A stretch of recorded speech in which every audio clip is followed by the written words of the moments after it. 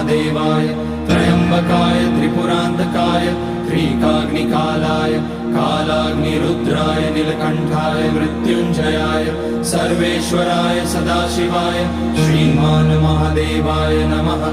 ओम नमः शंभवाय च मयोभवाय च नमः शंकराय च मयस्कराय च नमः शिवाय च शिवतराय च।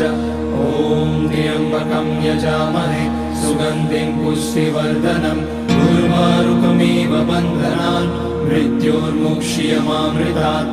नागेन्द्रहाराय त्रिलोचनाय भस्मांगराय महेश्वराय नित्याय शुद्धाय दिगंबराय तस्मै नकाराय नमः शिवाय।